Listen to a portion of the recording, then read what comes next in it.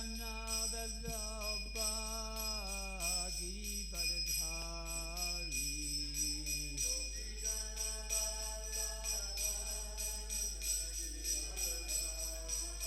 Yasodhanandana Braja Jana Ranjana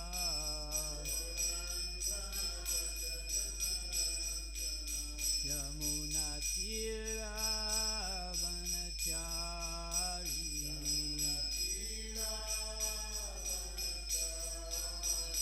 Jaya Radha Madhava Kunja Vihari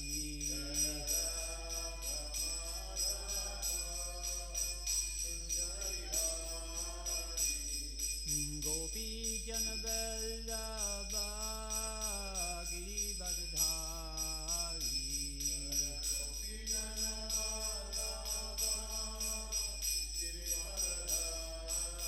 Yasodhanandana Braja Jana Ranjana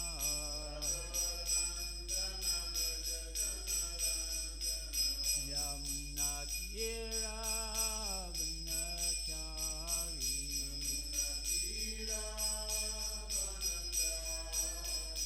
Jaya Radha Madhava Kunja Vihari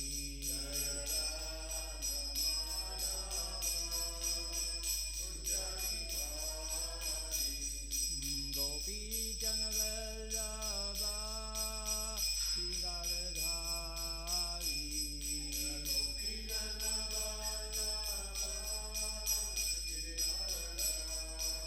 Yasodhanandana Braja Jana Ranjana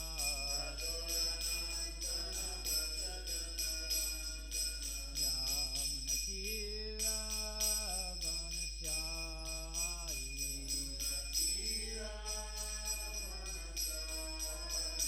Jaya Radha Madhava Kunja Vihari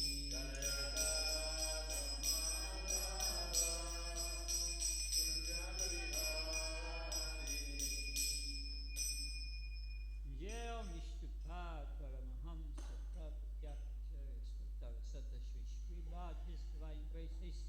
Bhaktivedanta Swami Maharaj Srila Prabhupada Ki Nanta Kodi Vaishnava Vrinda Ki Skambhiviti Founder Charity's Divine Grace Srila Prabhupada Ki Srimad Bhagavatam Gantaraja Ki Oh glorious the assembled devotees Oh glorious the assembled devotees Oh glorious the assembled devotees Oh glorious the Shri Shri Guru Gauranga Gaur Premanand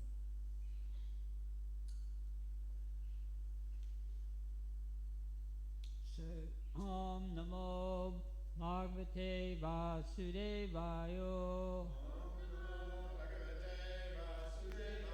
Om Namo Bhagavate Vasudevaya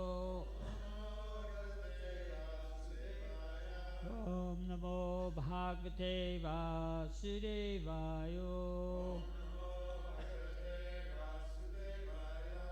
So today we are studying the Srimad Bhagavatam Canto 3, Chapter 14, Text 29, Pregnancy of Deity in the evening. I'll go through the sloka.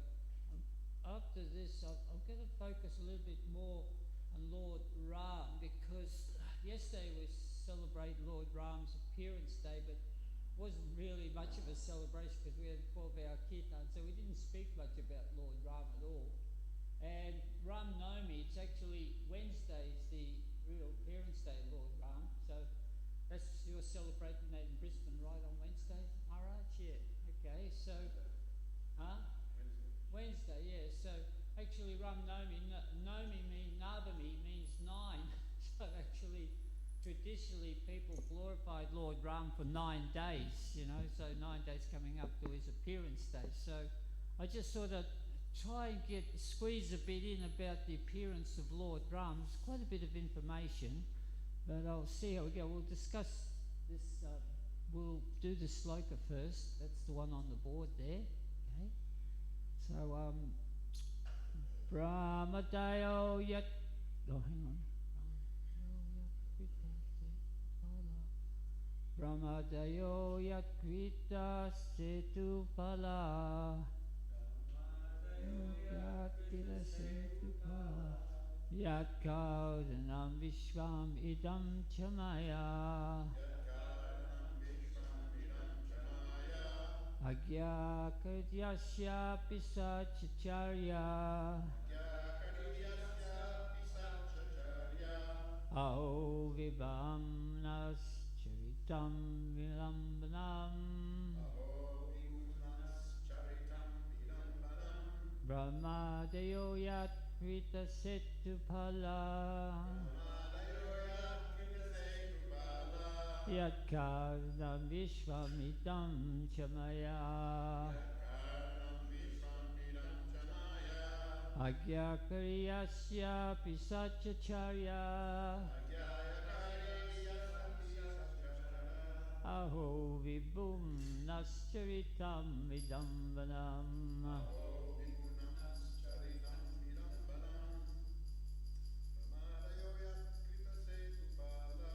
brahmadayo yakrita setupala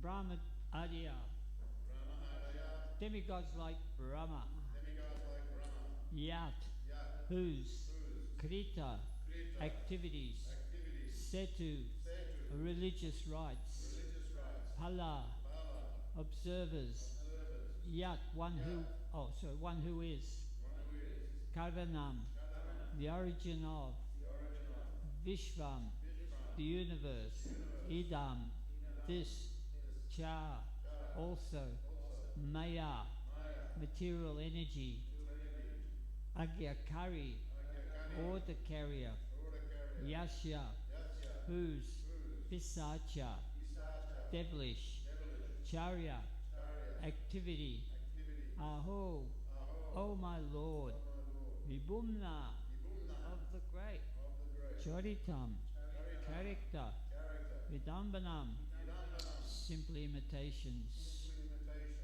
Purport: Lord Shiva is the husband of Durga, the controller. Translation. Demigods like Lord Brahma also follow the religious rites observed by him. He is the controller of the material energy which causes the creation of the material world. He is great, and therefore his devilish characteristics are simple imitation. Purport by Srila Prabhupada. Lord Shiva is the husband of Durga, the controller of the material energy. Durga is the personified material energy, and Lord Shiva, being her husband, is the controller of the material energy. He is also the incarnation of the mode of ignorance, and one of the three deities representing the Supreme Lord. As his representative, Lord Shiva is identical with the Supreme Personality of Godhead. He is very great, and his renunciation of all material enjoyment is an ideal example of how one should be materially unattached. One should therefore follow in his footsteps and is unattached to matter, not imitate his uncommon acts like drinking poison.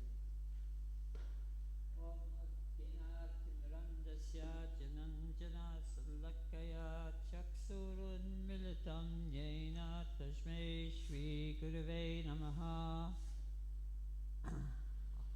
Durgame Parimindasya Tasya Skalatpati Katimahu Swakripa Yustadanina Shanta Shanti Avalambanam Namo Vishnu Padaya Krishna Pasaya Bhutale Srimati Bhaktivedanta Swaminiti Namine. So we're talking about Lord Shiva here. Just try to unlock something here. Very good. And turn it like this. Behaves better this way. So here we're focusing on Lord Shiva, even though the chapter is called The Pregnancy of Deity in the Evening, but there's a very important factor here. So Kadama Muni is Kashyapa Muni is trying to explain to his wife Deity why it is inappropriate to approach him at this particular point in time, because it's twilight. And he said Lord Shiva and his followers are here, and as it says here, that Lord Shiva is in charge of the mode of ignorance. So that, as we know, there's three modes: goodness, passion and ignorance. So that the fact that Lord Shiva is in charge of mode of ignorance sometimes belittles him, or people don't take him as seriously as like Lord Brahma is in charge of mode of passion, Lord Vishnu is in charge of mode of goodness, and Lord Shiva is in charge of mode of passion, mode of ignorance. And then they know that Lord Shiva is very easily pleased. His name is Asutosh. So therefore they worship Lord Shiva because they think, oh, I'll get some gain from Lord Shiva. One time I was in Rishikesh, I was with some Shivites, and they were just making a joke, oh Lord Shiva, may Lord Shiva's Chela come and take all his goods and bring them to us. Like that was Lord Shiva's disciples. So, but actually Lord Shiva is, he's not really like a demigod, because he's more in the category of Lord Vishnu. It's said that Chiram Yata Dadari Vikari Viseshi Yoga, that Lord Shiva is like curd compared to Vishnu like milk. And as we know, if we curdle milk, we put lemon juice in milk, we get curd. And from curd, all we can get is curd, right? It's very nice, it's delicious, but from milk we can keep going. We can get all the different products like butter and cheese and ghee and so many other wonderful milk sweets that we have in the morning. So Lord Shiva's got a specific function, that he's in charge of the Tamagun, and that is appropriate also too, because he has the function of Rudra also, that as the Rudra principle he winds up the material universe at the end and becomes very angry, fire comes out of his head and he expands himself into 11 Rudras and he burns up this whole universe. And in the second canto we're discussing this Rudra principle, that we can see this Rudra principle everywhere in the material world, in this earth planet. So wherever there's agitation, so sometimes when we see the angry sea, that's sort of we're experiencing the Rudra principle, fierce winds, earth tremors, all the natural different catastrophes that take place within this earth planet. So these are manifestations of the Rudra principle, state in the second canto. Also within ourselves, within our mind, if we become angry, we become subject to the Rudra principle there in our mind, in our heart. Our heart starts beating really fast, the chest starts to heave, we become short of breath. So we're all victims of the Rudra principle there, heavy breathing. So, of course, the Rudra principle within our particular own self can be overcome by the quality of compassion, forgiveness, tolerance and humility. And of course that's all exacerbated by the chanting of the Hare Krishna mantra, japa chanting, which we've been given to by Lord Chaitanya as the way forward. And that mitigates the angry mood that sway of the Rudra principle. We really don't want that to further our, if we want to go further in our Krishna consciousness, we don't need it. So, as they say in yoga, leave your mind at the door when you come in, just focus on your breathing. So, we leave our mind at the door and just focus on the chanting of Lord Krishna's names. So, people who were brought up in the Vedic tradition are very much influenced by Lord Shiva, and as I stated, they were interested in the fact that Lord Shiva's he gives you what you want. So, as far as gods go, he's a very benevolent God, so they worship God. And there's so many different injunctions in the Vedas to worship Lord Shiva, but sometimes they take it a bit far. These days you go to India, I think there's quite a number of Lord Shiva statues that are about 5 stories high. You get past this huge Lord Shiva just towering out over all the suburbs. And so that's just to accentuate that he's very, very popular throughout India. In fact, sometimes when I ask the devotees, the Indian devotees, do you come from a tradition of, your parents, they worship the gods? Yes, they worship different demigods. Who did they have on the altar? They have Lord Shiva on the altar. Very common. And of course, Lord Shiva's worshipped in his form as Shiva Lingam there. That's another type of worship as well. So, but people in the West here are not very familiar with Lord Shiva. They don't know much about Lord Shiva from the Vedic literatures. So they just see pictures of Lord Shiva with his long hair, and they assume that he has a human form, matted locks, like they think Krishna's also human also. So they're attracted by the fact that Lord Shiva's got this eccentric behaviour, that he smokes ganja. I don't know where that comes from, but it's assumed that Lord Shiva takes ganja, and so they think, well, look, matted locks, Lord Shiva, I'll take ganja and I'll become like him. I'll become Lord Shiva, become one with the Supreme. That's the atheistic philosophy. But as Prabhupada states here, Lord Shiva can drink an ocean of deadly poison, but so there's so many things he can do that we can't. So we don't really imitate Lord Shiva. We don't imitate what is available to the powers of celestial demigods. What to speak of the prime incarnations, Lord Shiva, Lord Brahma, Lord Vishnu. So the fact that Lord Shiva has got such a spectacular appearance also attracts the bhutas that they associate with him, because he's very benevolent, he's very merciful to him. All the ghosts, the hobgoblins, all the different sort of creatures throughout the universe are very much attracted to him. And it's said that his presence could be felt at twilight when the sun's going down. That's a really, really ominous presence. And this is like the story of, this is the story here where Kashyapa Muni is saying to his wife, now is not the time to conceive because you're in the presence of Lord Shiva at twilight. So, coincidentally enough, the same circumstance happened on another occasion, and this leads us into the story of the Ramayana.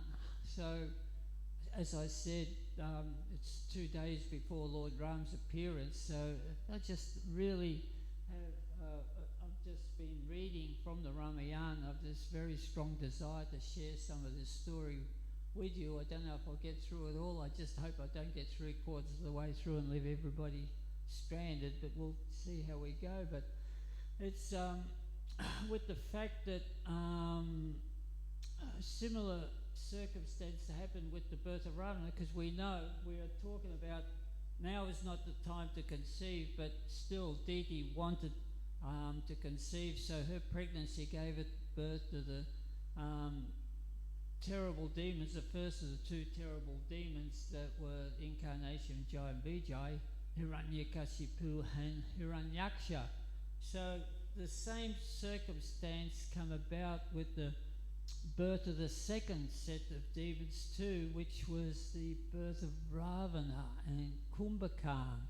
So this is from the Ram Leela. So as we know, we talk about different incarnations. We talk about how we've got the earth planet, we've got the Vaikuntha planets, the spiritual planets, and different incarnations of the Lord live on these spiritual planets and worship the different incarnations, like the Boar incarnations, Lord Nrsimhadev, and so many other different incarnations there in Vaikuntha, and that worship is in awe and reverence. But above Vaikuntha is Ayodhya, which is another spiritual planet, where not only is that awe and reverence there, but the awe and reverence is in Aishwarya. There is an Aishwarya Bhav that Lord Ram has got friends, he's got associates, he's got parents, he's got lovers, so that is called Aishwarya Bhav. So that Ayodhya is higher than all the Vaikuntha planets, and of course higher than that is Vrindavan Dham with Mathura and Dwarka Dham, where Dwarka Dham's also Aishwarya, and Mathura Dham and Vrindavan is just a pure unalloyed love for Krishna. So the Vrindavan Dham is the highest Dham. So from these Dhams, said that on the earth planet, sometimes when there is a proliferation of demoniac forces, it's said in Bhagavad Gita, Pranaya Sadhanam Vinasya Chantuskritam, that the Lord descends to protect the people who are being harassed by the demons, by the demoniac forces. We call them Rakshasas.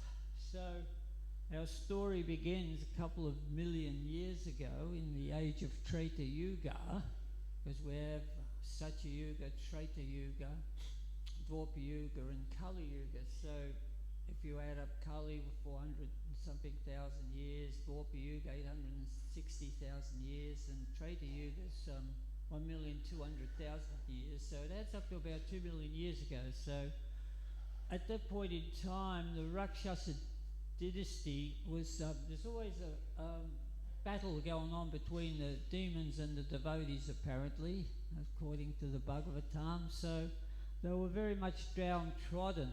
So at that point in time, the king of the Rakshasa dynasty, his name was Sumali, right? But he was a very pious, he was a pious king. So sometimes we have a sort of bit of a reversal where, like Bali Maharaj, you know, he was a pious king, but he was in charge of the Rakshasas, and he was the grandson of Prahlad, and Prahlad, who was the greatest of all devotees, his son was Arochana, who was a demon. So, but Prahlad was born in Rakshasa dynasty because he was Hiranyakashipu's son.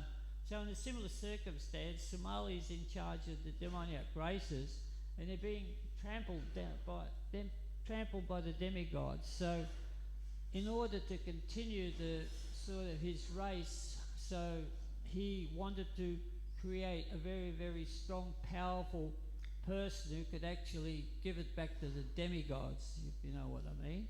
So he had a daughter, a very, very beautiful daughter by the name of Kaikashi, and she was strikingly beautiful, and she was also a pious girl. But he said to her that, I want you to marry a strong Brahmana so you can actually propagate this race of our, of our Rakshasa race, so we have a very strong presence. So he said that there's one very powerful rishi by the name of Vishravan. You approach him and become his wife. So being strikingly beautiful, she found Rishi Vishravan's ashram and stood before him, and he broke his meditation and he saw her, and she wanted to become his wife, and one way to become his wife, you have union with the Rishi. So he said that actually, I forget the Rishi's name, I forget his name, but he said, oh yeah, it's, okay, it'll come back to me. Powerful Rishi. So he said, now is not the time.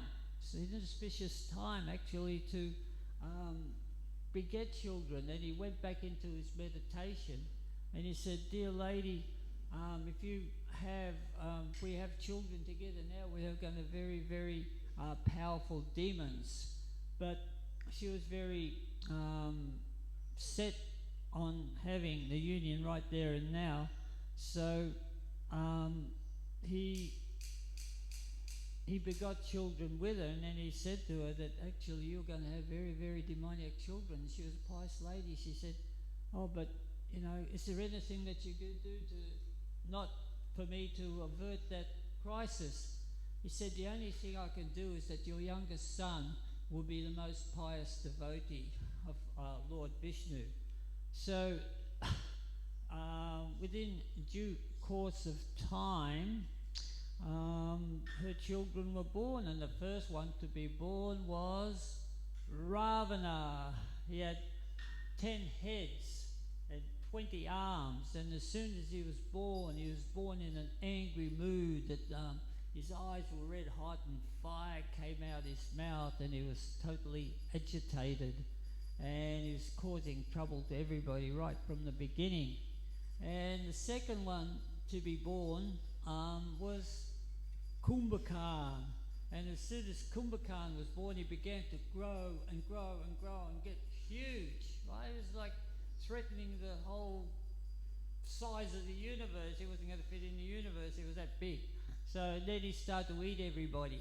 And he went everywhere, and he just trampled everything and ate everybody. He just said that he went to Lord Indra's planet and he fought with Indra's soldiers. He just ate them all, put them in his mouth and ate them all. So he was fearsome, right? And then there were more sons, but the last son to be born was Vivaswan, right?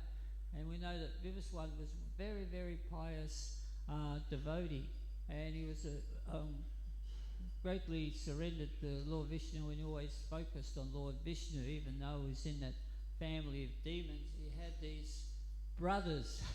Of course, another brother was Indrajit.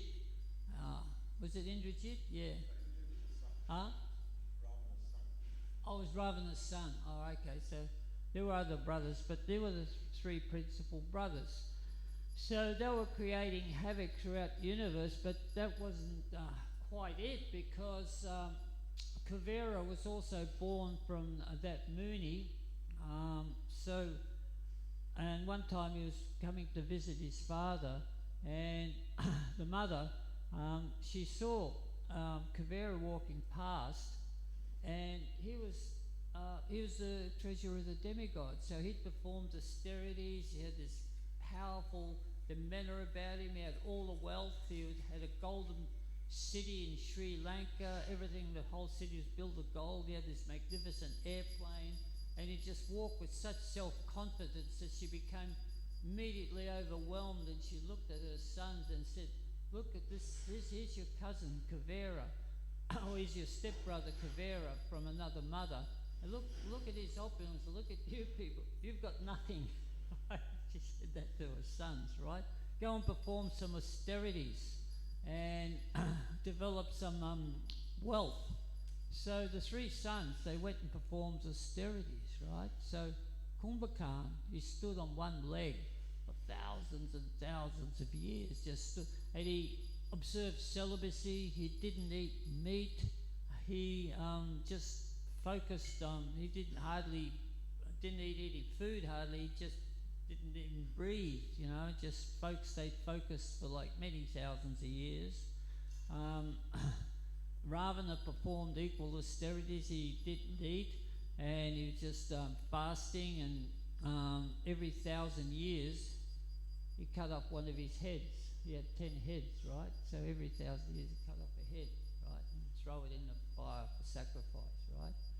So, and then of course Vibhasa was performing austerities also. So after 10,000 years, Ravana had one head left, right? And so he was just about to cut his head off, his last head off, when Lord Brahma had to come. He was obliged to come to perform such severe austerities that they were actually impacting the whole universe. And he said, enough, that's all right, I'll give you what you want. And Ravana said, "I want immortality." And look, same thing as Hiranyakasipu, right? He said, "I can't give you that, I'm sorry." And then he had his whole wish list, right? Okay, if I can't have immortality, I don't want to be killed by any demigods. I don't want to be killed by the Kinaras, the Apsaras, the Gandharvas, the Siddharthas, and so on and so forth. He said, granted. I don't want to be killed by any Rakshasas, any Rishis. Yeah, granted. And so he listed all these conditions, and he said, the only thing I don't want a boon for is to be killed by humans. That is so demeaning that, I don't want to even lower myself to be asked not to be killed by humans, because in those days humans were considered to be so puny to the great celestials, the mortals. They're just like, they're like a bug, a bug's not going to kill me or squash a bug, So he didn't ask for that boon, right? And then on top of that, Lord Brahma gave him another boon. He said that I'll give you all your heads back, and if anybody chops off your heads, they'll grow back again. And then he also gave him a boon that he could change his form at will, and so he was all-time powerful. So now Kumbhakarna, he also, Lord Brahma approached Kumbhakarna, and he was just about to grant him his wishes when the demigods come running up to Lord Brahma and said, Brahmaji, he's already so powerful, he's just causing so much distress to us, you're going to actually give him more boons? Please do something. So Lord Brahma pondered for a second, and then he called his consort, his wife, Saraswati, who's the demigoddess of speech. She's in charge of speech. So he said, please enter into Kumbhakarna's mouth when he's speaking his desires, his wishes to me, and make some arrangements, right? So Kumbhakarna had this really deep, thunderous, thundercloud voice, and so Brahma said, okay, what is it that you want? He goes, I want to sleep all the time. It just come out of his mouth. Right? I just want to go to sleep. So granted, right? So for 364 days of the year he slept, and for one day he was able to eat. And of course he just ate everything, right?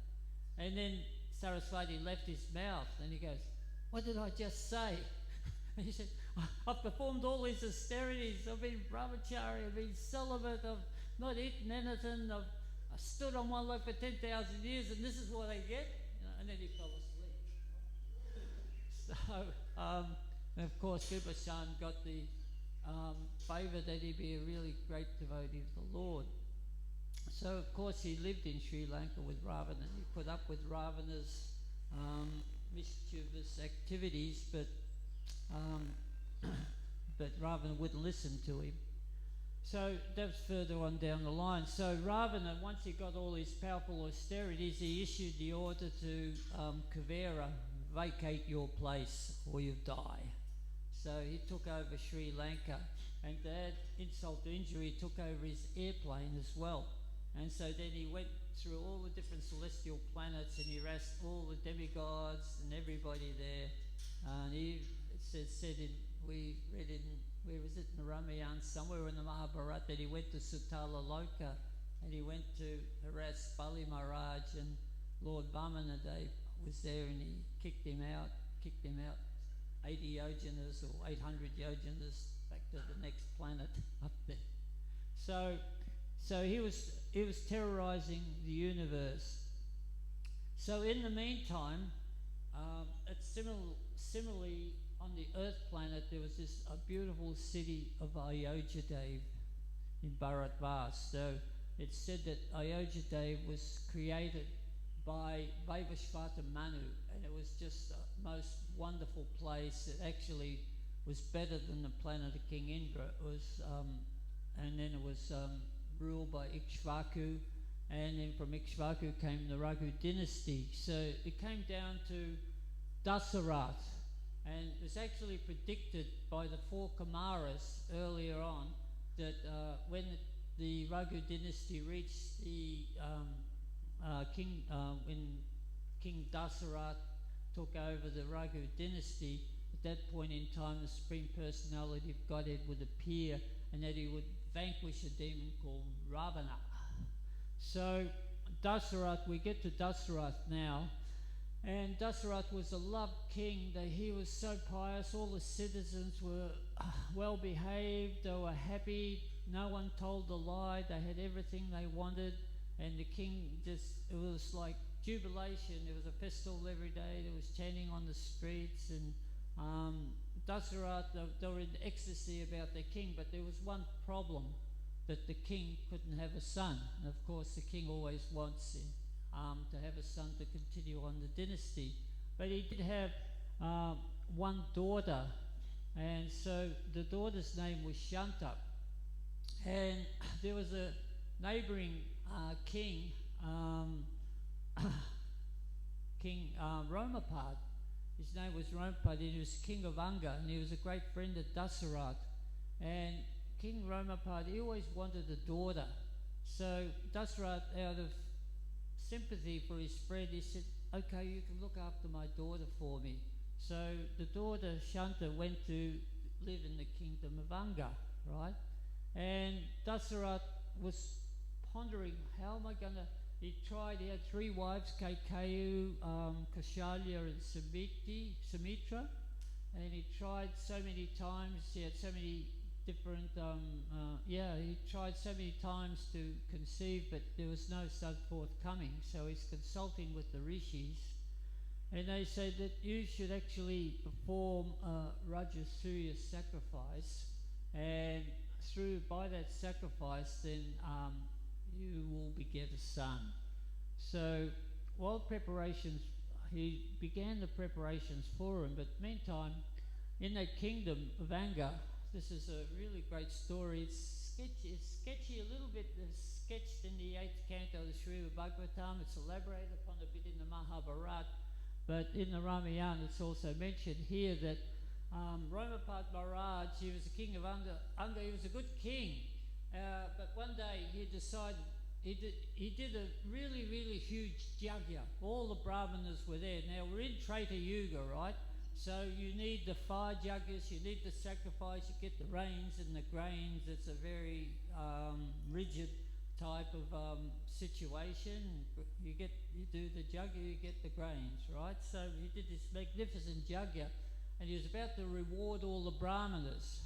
And he was giving away cows in charity, and to the principal Brahmana, he had this huge bag of diamonds, right? And then he looked in the bag, and he saw this really, really brilliant diamond, and he just said to himself, he's a Brahmin, he's probably going to give it away anyway, he's not going to use it. So he kept that really brilliant diamond, and he put another diamond which was bigger in the bag, but it wasn't as good, so he gave that to the Brahmin.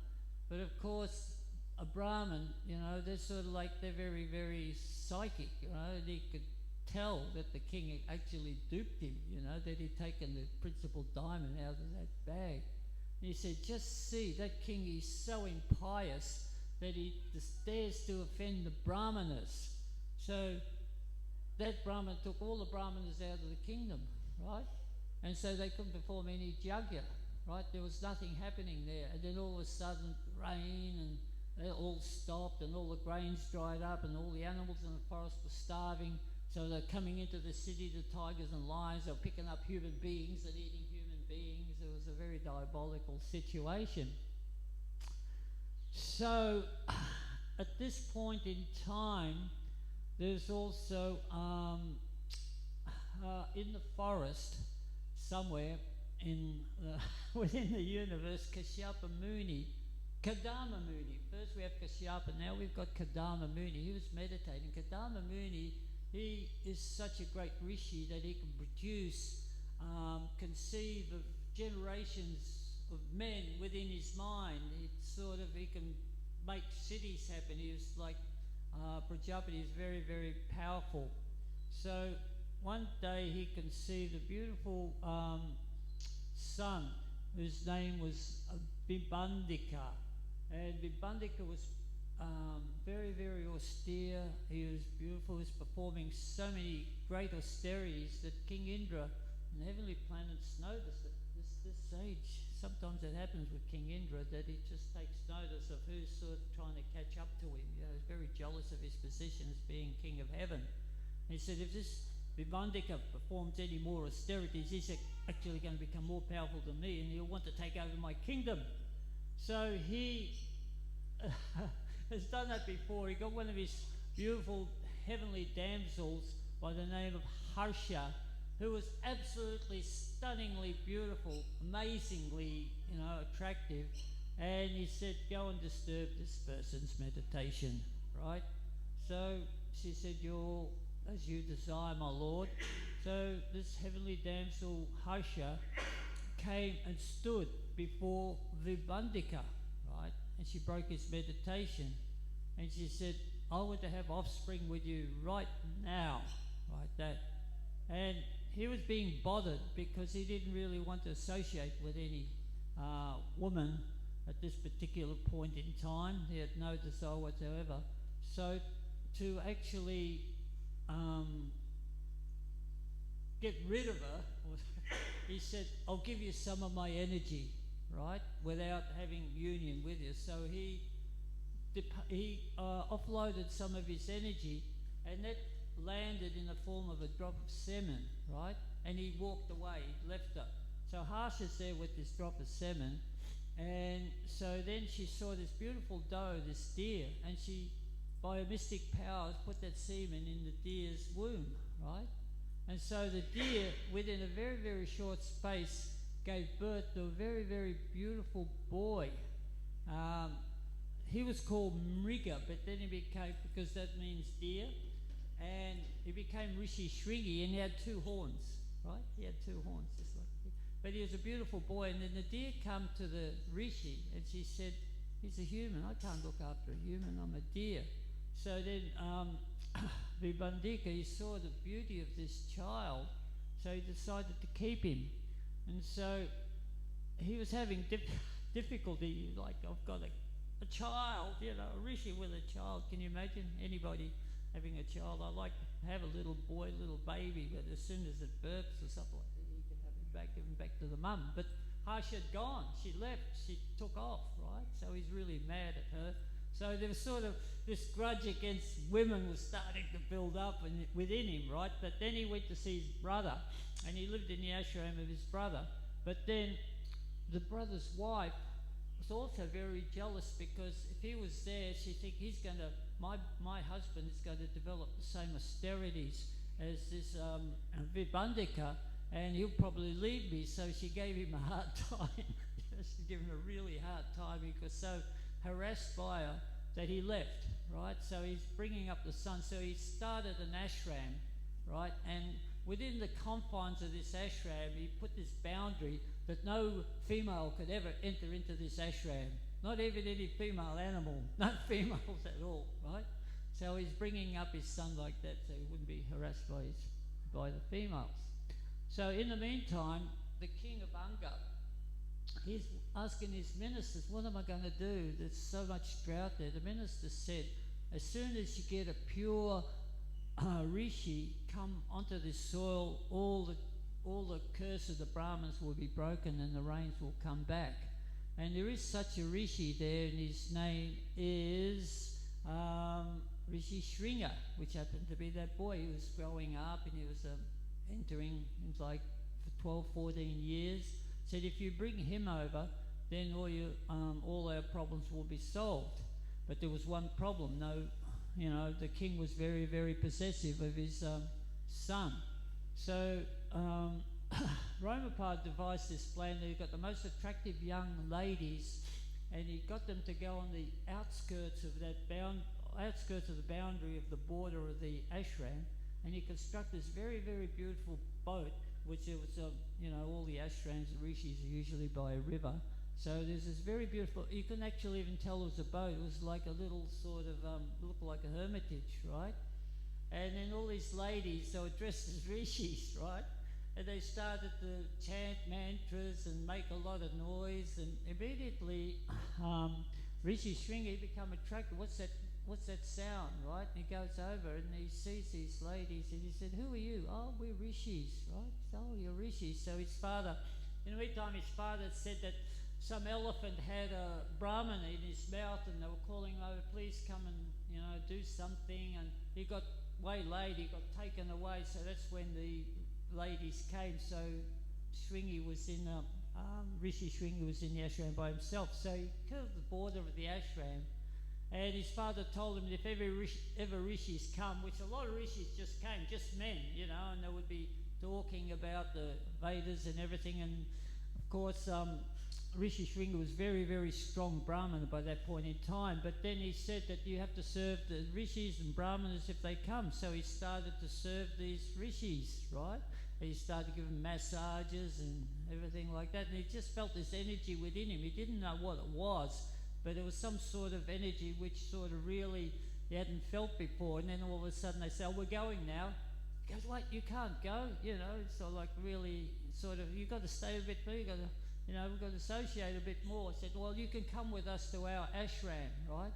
So then he goes into their ashram, which happened to be a boat, right? And as soon as he hops in the ashram, the boat floats off, and they go to the kingdom of Anga. You know, they sell the kingdom of Anga.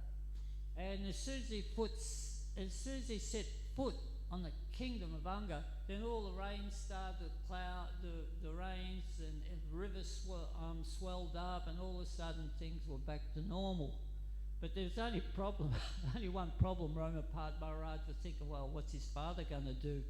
Because his father's a very, very powerful demon, and I just took his son, right? So, but then he married his daughter, Shanta, to Rishi Shringa, and of course Shanta was going to be the future sister of Lord Ram, right? So Dasarath was overjoyed that his daughter had been married to this great Rishi, and in the meantime Dasarath was organising the Rajya Surya sacrifice, so everybody was going out and giving tribute.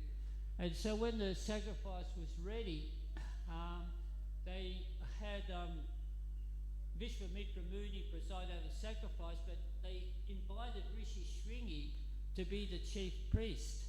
And of course Rishi Shringi was so thorough in his mantras and everything that he conducted the Rajya Surya sacrifice in a very, very forthright manner. And it was so powerful that then all the demigods came, they got their share of the offering, and then finally Lord Brahma came. And then when Lord Brahma came, all the other demigods said, "What are you going to do about Ravana? He's actually completely harassing us. He's causing such strife throughout the universe." So then Lord Brahma said that from the sacrifice, the Supreme Personality of Godhead will appear. He will dispatch the demon, Ravana, and Kumbhakarna.